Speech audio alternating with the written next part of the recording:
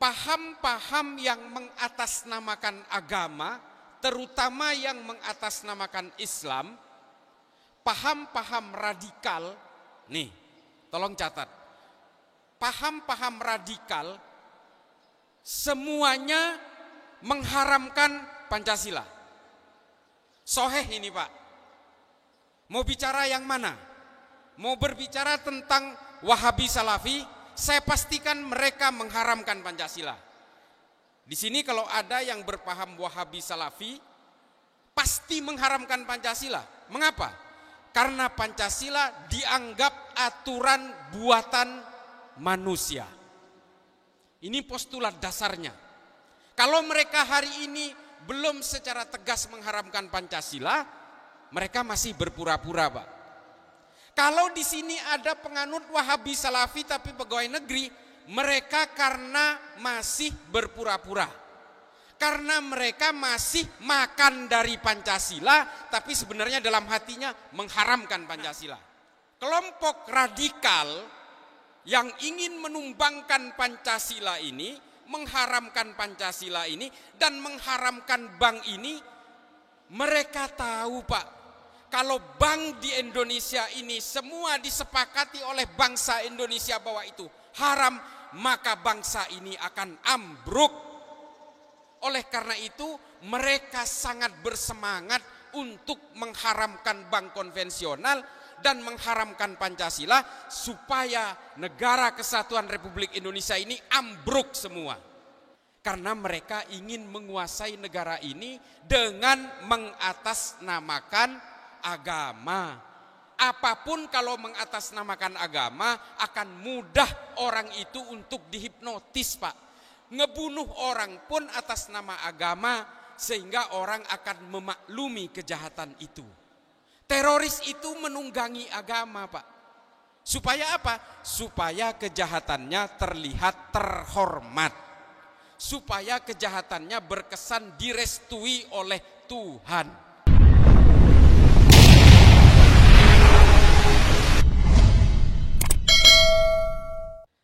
Bismillahirrahmanirrahim. Assalamualaikum warahmatullahi ta'ala wabarakatuh. Allahumma salli ala Sayyidina Muhammad wa ala ali Sayyidina wa maulana Muhammad. Mudah-mudahan Allah memberikan perlindungan dan kesejahteraan kepada kita semua. Amin. Saya itu sering dituding liberal karena sekolah Islamnya di Amerika. Apalagi saya sering bilang begini, saya anti poligami. Wah, liberal itu nggak ngikutin sunnah, ya nggak apa-apa. Saya ngikutin sunnah yang lain aja. Saya itu anti poligami ya antara setia sama istri sama takut juga sih. Nggak punya nyali saya. Tapi ya buat saya katanya kalau poligami itu yang penting adil. Lah kalau duit adil 100 bagi 2 50-50 ya bisa. Tapi kalau soal perasaan kan nggak bisa dibelah dua, Pak. Nggak bisa diukur juga nilainya.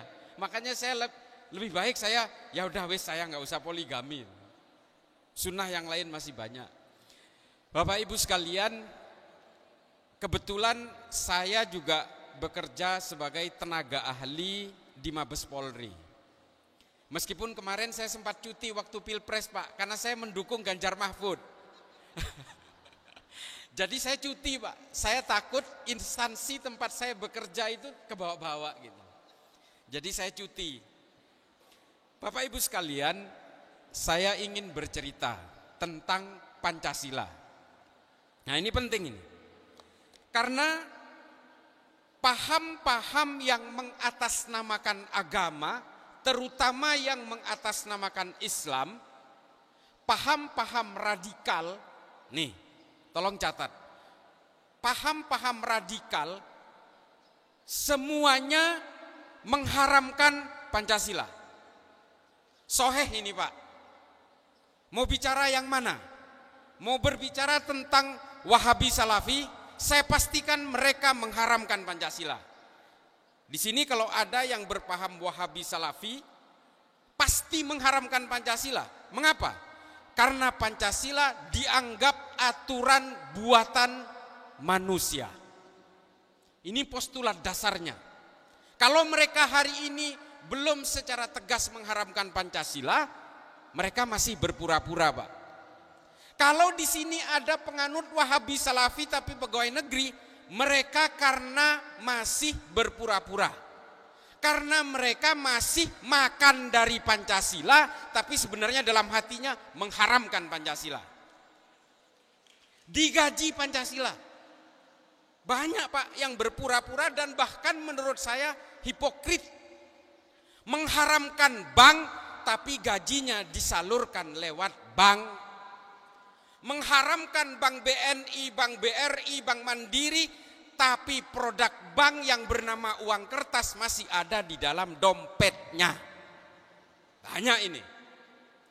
Bahkan ada, Pak, mantan teller, teman saya nih, teman kuliah, mantan teller di Bank Mandiri karena ikut pengajian mengharamkan bank sehingga akhirnya dia keluar, Pak.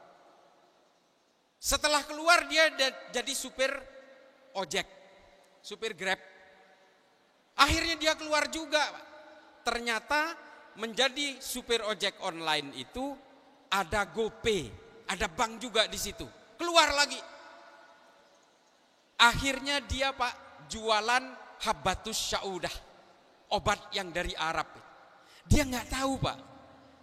Habbatus Saudah itu diimpor ke Indonesia berdasarkan letter of credit dari Bank Indonesia. Haram juga seharusnya. Nih, uang kertas, siapa yang punya uang kertas? Konsep fikih itu adalah tabiun. Kalau di hulunya haram, hilirnya haram. Itu jelas konsep fikihnya, Pak. Kalau sampean itu mengharamkan bank, seharusnya sampean uang kertas itu juga haram. Karena itu adalah produk bank. Jelas kok tulisannya Bank Indonesia. Gubernurnya pun tanda tangan, Pak, Gubernur BI.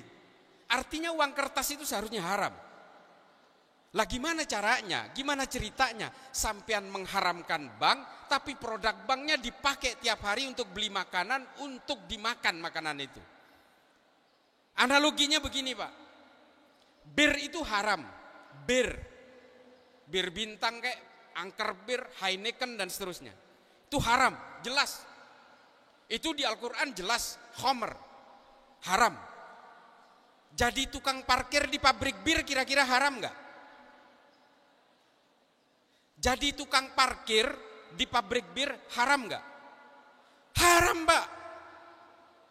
Karena sampean ikut serta memfasilitasi karyawan pabrik bir yang memproduksi bir, yang memproduksi barang haram, maka penghasilan sampean meskipun dari tukang parkir itu haram. Ini yang disebut dengan tabiun. Dari hulu ke hilir, turun-temurun terus akan menjadi haram.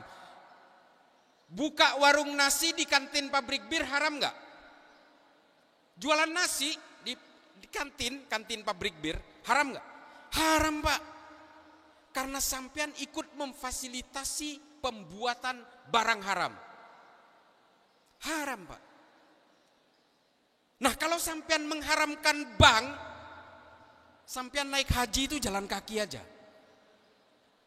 Pesawat maskapai penerbangan itu 100% itu dicicil lewat bank, Pak.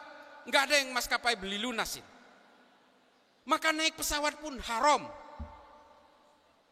Gaji pegawai negeri ini semua melalui kelindan bank semua. Bangunan ini bank semua yang terlibat. Haram sampean duduk di dalam ruangan ini. Maka kemudian Darul Iftah, Majelis Ulama Mesir, menghalalkan bank konvensional. Allahu ahallar bai'ah wa harramar riba. Allah itu menghalalkan jual beli dan mengharamkan riba. Ribanya haram, kita sepakat, Pak, jelas. Usul fikihnya jelas. Ijma ulamanya jelas. Tapi apakah bank konvensional itu masuk ke barang haram atau tidak? Nah, ini kan yang menjadi furu'iyahnya di situ. Khilafiyahnya di situ. Nah, kelompok radikal yang ingin menumbangkan Pancasila ini, mengharamkan Pancasila ini, dan mengharamkan bank ini, mereka tahu Pak, kalau bank di Indonesia ini semua disepakati oleh bangsa Indonesia bahwa itu haram, maka bangsa ini akan ambruk. Oleh karena itu, mereka sangat bersemangat untuk mengharamkan bank konvensional dan mengharamkan Pancasila supaya negara kesatuan Republik Indonesia ini ambruk semua. Pondasi negara ini ada di keuangan. Kelompok radikal ini masuk ke sektor-sektor strategis, termasuk ke telekomunikasi, Telkom, Telkomsel, termasuk juga ke transportasi seperti kereta api Indonesia, dan juga masuk ke lembaga-lembaga keuangan untuk menumbangkan semua sektor strategis ini. Pak, yang ditangkap oleh Densus 88 itu, yang pegawainya pegawai negeri, rata-rata dari sektor strategis ini. Termasuk sampean semua yang bertanggung jawab terhadap pengelolaan daerah, camat, dan seterusnya beserta seluruh perangkatnya, ini juga menjadi sasaran utama Pak. Karena mereka ingin menguasai negara ini dengan mengatasnamakan agama. Apapun kalau mengatasnamakan agama akan mudah orang itu untuk dihipnotis Pak. Ngebunuh orang pun atas nama agama sehingga orang akan memaklumi kejahatan itu. Teroris itu menunggangi agama Pak. Supaya apa? Supaya kejahatannya terlihat terhormat. Supaya kejahatannya berkesan direstui oleh Tuhan. Ini adalah pola lama Pak. Padahal tujuan mereka adalah ingin menguasai negara ini. Tujuannya adalah politik. Makanya nggak heran kalau kemudian orang-orang yang mengharamkan Pancasila ini akan menyuarakan tegaknya khilafah, tegaknya daulah khilafah. Karena memang mereka tujuannya itu politik. Jadi jangan heran kalau Pancasila itu diharamkan oleh mereka. Padahal mereka tidak tahu Pancasila ini tidak lahir dari ruang hampa. Tidak. Saya ingin tanya ini kan rata-rata Islam. Sampean pernah dengar enggak yang namanya Sahifatul Madinah? Sahifatul Madinah ini dikenal dengan Piagam Madinah. Ngapain Rasulullah capek-capek bikin ini? Secara de facto, secara de jure, Rasulullah ketika hijrah dari Mekah ke Madinah sudah berkuasa Pak.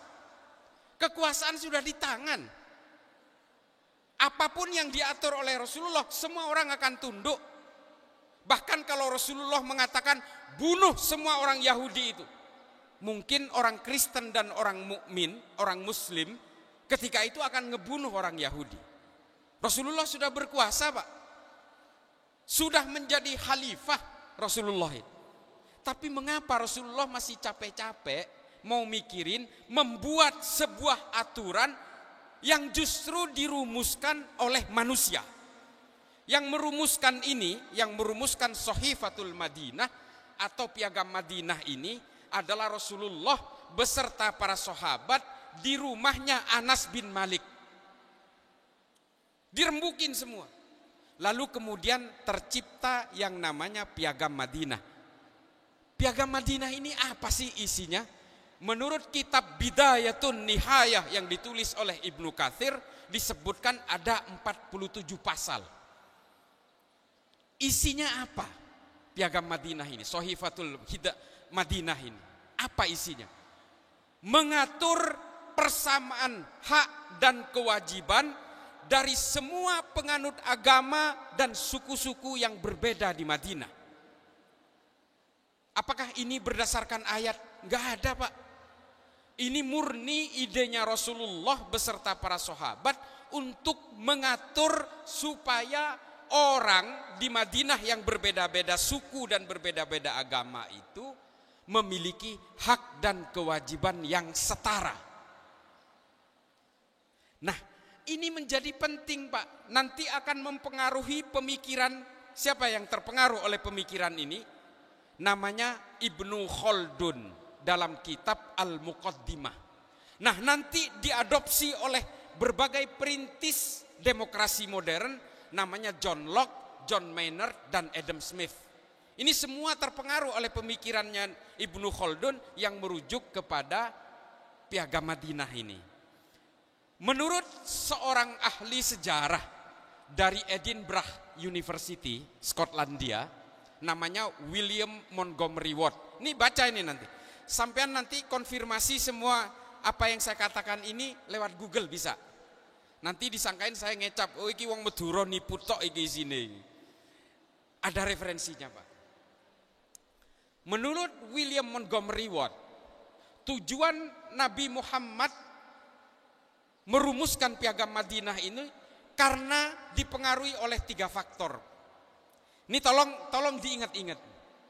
Mengapa sih Rasulullah ini katanya pemimpin orang Islam, hijrah dari Madinah karena ingin menyebarkan Islam, ingin membuat pemerintahan Islam, ingin membuat negara Islam, tapi ngapain kok masih membuat Piagam Madinah? Nah, menurut William Montgomery Watt ada 3. 1, tolong diingat-ingat. Dari Piagam Madinah itu Rasulullah ingin mengingatkan semua kepada kita nih, beragama apapun, wabil khusus kepada yang beragama Islam, bahwa semua manusia, apapun agamanya, apapun sukunya, diciptakan oleh Tuhan yang sama.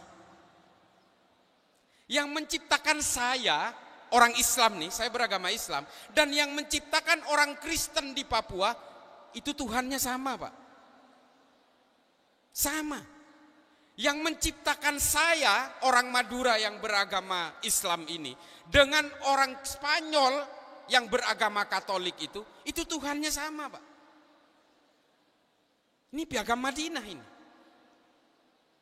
Kita yang Islam ini kan kita meyakini kul huwallahu ahad, Allah itu satu. Maka yang menciptakan saya dan orang Purbalingga, orang Banyumas, orang Semarang, orang Papua, orang Chile, orang Amerika, itu semua Tuhannya sama Pak, satu Tuhannya.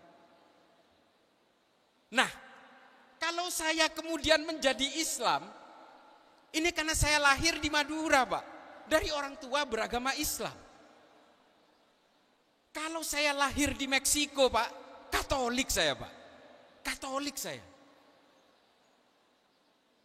Karena agama yang kita peluk ini mengikuti agama orang tua yang melahirkan kita. Ini kita tidak bicara tentang proses transformasi agama. Kita tidak bicara hidayah di sini. Kita berbicara tentang takdir-takdir kelahiran dan keimanan. Piagam Madinah, Rasulullah menyadari ini. Maka kemudian kita tidak boleh jumawa, tidak boleh sombong, karena agama yang kita peluk Pak. Jangan mudah menghakimi orang karena berbeda, jangan mudah mengkafirkan orang karena berbeda, jangan kemudian karena saya ziarah kubur kemudian saya dikafirkan, jangan kemudian karena saya maulidan saya dianggap ahlul bid'ah lalu saya masuk neraka. Sejak kapan sampean diberi mandat oleh Allah untuk menghitung dosa orang lain? Ada petugasnya Pak. Allah memiliki kalkulatornya sendiri. Oleh Nabi Muhammad kita itu diajari untuk tidak gelisah oleh berbagai perbedaan. Ada sebuah kitab Pak, ditulis oleh seorang ahli bedah dari Mesir. Namanya Roghib As-Sirjani. Nama kitabnya Uhwatul Lil Alamin Man huwa Rasulullah. Saya udah baca ini. Menceritakan bagaimana sifat Rasulullah yang betul-betul menghargai kemanusiaan. Rasulullah itu tidak pernah gelisah oleh perbedaan. Rasulullah tidak pernah sibuk menghitung dosa orang lain. Mentang-mentang sampean udah mengharamkan musik, lalu sampean menganggap orang yang masih bermain musik itu akan masuk neraka. Itu artinya sampean menyulap diri Anda sebagai Tuhan-Tuhan kerdil. Kalau kata Jalaluddin Rumi Pak, dalam Fihi Ma Fihi, penyakit manusia itu hanya satu saja. Apa? Merasa paling Pak. Merasa paling alim, merasa paling pinter, merasa paling ahli ibadah, merasa paling cerdas, merasa paling kaya. Ini penyakit manusia ini. Nah, kita beragama ini tidak dituntut untuk menjadi merasa paling. Di dalam agama itu ada adab, Pak. Apa adab itu? Menyangkut perilaku kita sendiri terhadap diri kita sendiri. Makanya disebut adab masuk kamar kecil, adab ketika kita tidur, karena ini menyangkut kita. Tapi jangan salah, ada akhlak. Akhlak itu apa? Menyangkut kelakuan kita dengan orang lain. Rasulullah mewariskan Islam ini dengan DNA hanya dua, akhlak dan rahmat.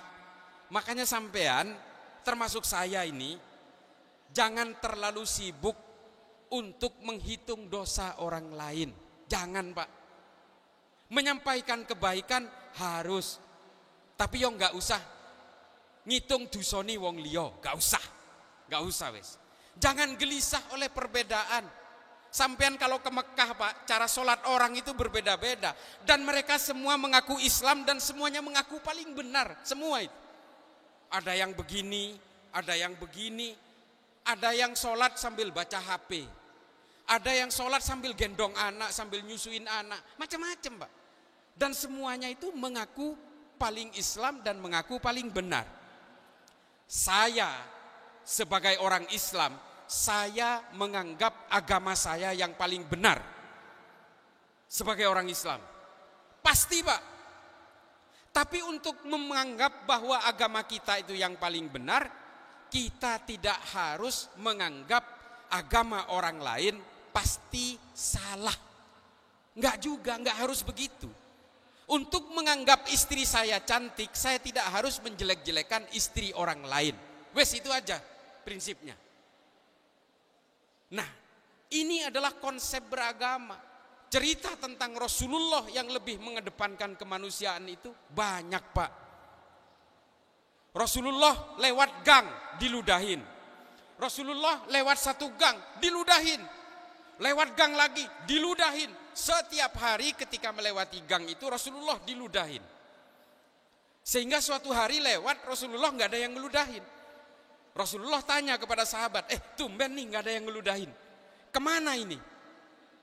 Lalu sahabat berkata kepada Rasulullah, ya Rasulullah, yang meludahi Rasulullah setiap hari itu sekarang sedang sakit.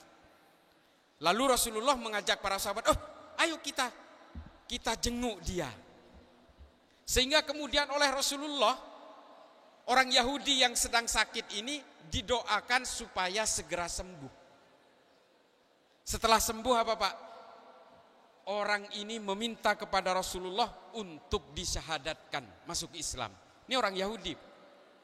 Nah, itu loh cara Rasulullah menyebarkan kebaikan melalui agama. Bukan seperti sekarang, Pak.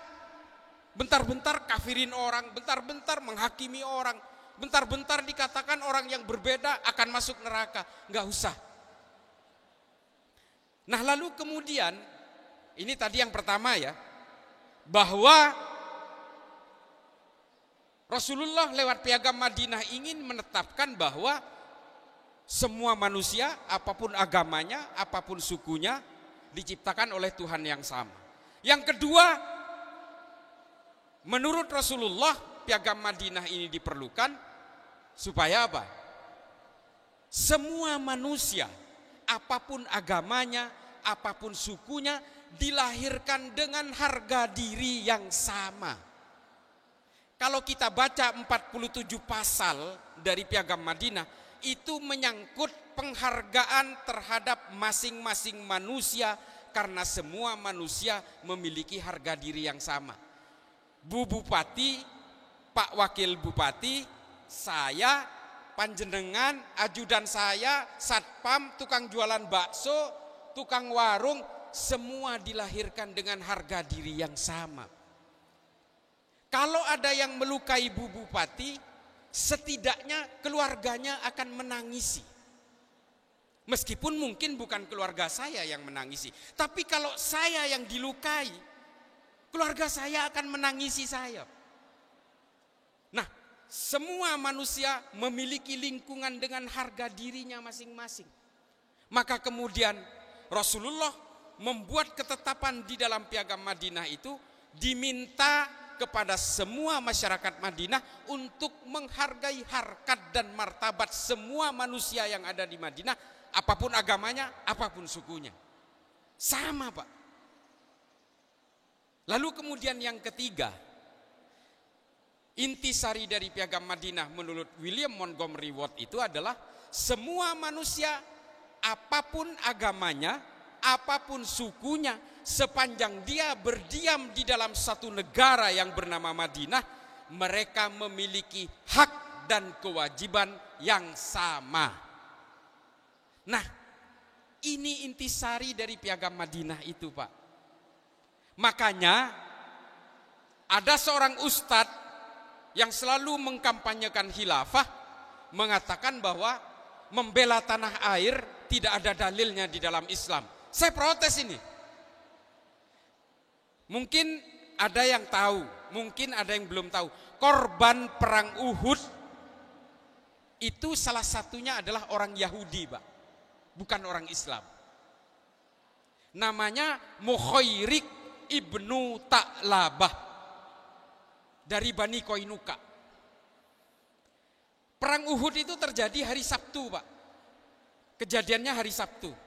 Bagi orang Yahudi, hari Sabtu itu adalah hari yang suci, namanya hari Sabat. Sehingga orang Yahudi kalau hari Sabat ini nggak boleh keluar rumah, nggak boleh memasak, nggak boleh menyalakan lampu, sama seperti nyepinya orang Bali. Nah, di hari Sabat ini ada perang, Pak. Lalu Mukhairik meminta izin kepada istrinya, "Hai istriku, saya mau berperang bersama Muhammad." Coba bayangkan, saya mau berperang bersama Muhammad. Mukhairik, kamu udah gila apa, kata istrinya. Ini hari Sabat, keluar rumah aja tidak boleh, apalagi untuk berperang. Tapi kata Mukhairik apa? Saya akan membantu Muhammad karena Madinah sedang diserang oleh orang Mekah. Kita harus berjuang bersama Muhammad karena apa? Karena kita bisa hidup nyaman di Madinah berkat kepemimpinannya Muhammad. Sehingga kemudian istrinya memahami itu, lalu ya udah berangkat aja. Sebelum berangkat, Mukhairik meminta secari kertas kepada istrinya. Dia menulis surat wasiat. Kalau saya mati dalam perang Uhud, 3 kebun kurma akan saya hibahkan kepada Muhammad. Ini kata Mukhairik, surat wasiatnya. Lalu diserahkan kepada istrinya, kalau saya mati, tolong surat ini berikan kepada Muhammad, kata Mukhairik. Berangkat Mukhairik ke perang Uhud. Meninggal, Pak. Meninggal dia, gugur. Di bawah bukit Uhud, ketika Rasulullah terluka, Rasulullah dilarikan ke ujung atas. Khalid bin Walid masih kafir waktu itu, betul-betul mengalahkan orang-orang Islam ketika itu. Sehingga Mukhairik menjadi salah satu korban di bawah bukitnya. Yang kebingungan itu para sahabat setelah perang. Para sahabat datang kepada Rasulullah, "Ya Rasulullah, kami mengalami kebingungan. Ini ada seorang syuhada tapi agamanya bukan Islam. Kami bingung akan dimakamkan seperti apa orang ini." Lalu kata Rasulullah, "Kalian gak usah bingung, makamkan Mukhairik ini sesuai dengan keyakinan keluarganya. Urusan Mukhairik ini akan masuk neraka atau masuk surga, biarlah Allah yang memutuskan." Sehingga kemudian oleh para sahabat, jenazahnya Mukhairik yang masih tertancap panah, beberapa panah di dadanya itu, dicabut panahnya lalu diserahkan kepada istrinya. "Ya Ummi, mohon maaf, Mukhairik gugur dan Rasulullah mengatakan silahkan kubur sesuai keyakinan agamamu," kata sahabat. Lalu istrinya Mukhairik menyerahkan surat wasiat tadi, dan surat wasiat tadi diserahkan kepada Rasulullah. 3 kebun kurma itu kemudian diuangkan oleh Rasulullah, dijual, dan hasilnya dijadikan sebagai modal awal pembentukan, membentukan Baitul Mal pertama di dalam sejarah Islam. Baitul Mal itu tujuannya untuk menyantuni anak-anak yatim dan janda-janda korban perang. Jadi Pak, Baitul Mal pertama itu dimodali orang Yahudi yang gugur di dalam perang Uhud. Ini loh Rasulullah dalam memimpin. Jadi bukan hanya mementingkan agamanya, tapi betul-betul mementingkan kemanusiaan. Jadi ada orang bertanya, Mas Islah, ini ada orang non-Islam, pengusaha kaya, mau nyumbang ke masjid. Terima bos, duit itu. Terima Pak. Bahkan kemarin di Masjid Istiqlal, yang menyumbang hewan kurban ke Masjid Istiqlal, itu mayoritas pengusaha non-muslim. Diterima sama Istiqlal. Karena banyak riwayat yang memperbolehkan itu. Salah satunya ini, Rasulullah paham bahwa Baitul Mal ini berasal dari uangnya mukhairik korban perang. Dan orang Yahudi lagi. Kiainya orang Yahudi, rabi. Nah, ini semua Pak, mengapa mukhairik mau berperang? Meskipun dia itu merasa berbeda keimanan, karena adanya piagam Madinah. Nah, ini kita kembali ke periode berikutnya. Lalu kemudian ada seorang pemikir Islam abad ke-14, namanya Ibnu Khaldun, menulis kitab yang terkenal, namanya Al-Muqaddimah.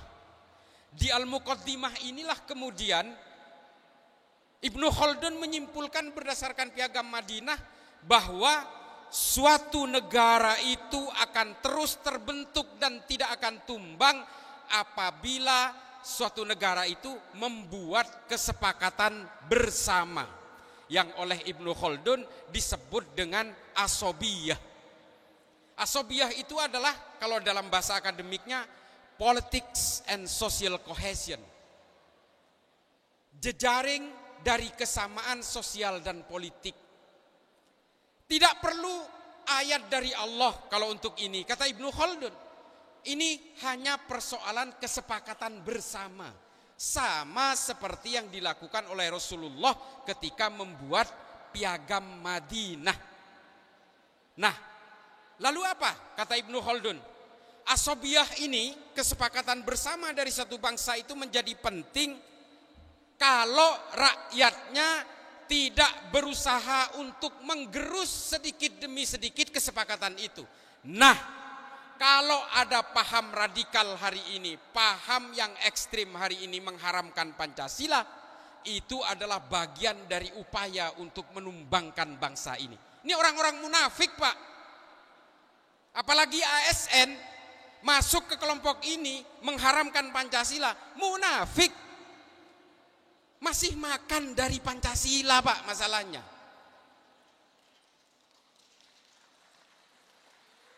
Yang mengatakan munafik itu mungkin saya.